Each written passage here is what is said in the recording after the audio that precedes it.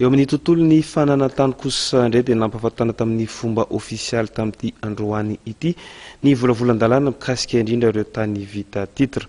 Volavolan-dalàna izay ahitana andininy 30 velo sy silensy tsira kotoarsa. Natolotra ireo mpikatroka eo amin'ny lafin'ny fananantany androany ny volavolan-dalàna mikasika ireo tany vita titra. Izany rehetra izany dia entin'ny ministera misahana ny fananantany mba hanatrarana ny vina napetraky ny filohan'ny repoblika amin'ny ampihavanana ny malagasy amin'ny taniny.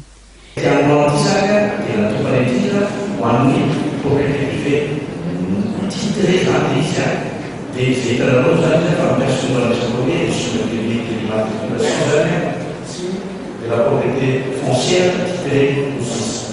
Famille on a nous ça manafau à proposer la montagne générale de manafau les qui discutent va quand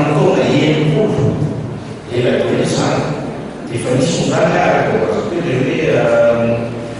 lettre de politique foncière dans les tours qui sont livres 5 c'est un office tamin'ny lettre de nouvelle lettre de politique foncière en 2015 c'est ma mine au temps 2030 années nous avons à comment pour la fin de l'année on a dit la ministre to restaurant to Nampahafantarina tanto na feira de ahora está por que ao família ferroviária os mikasika vão de tany semua ofisialy ao kuwa família zoom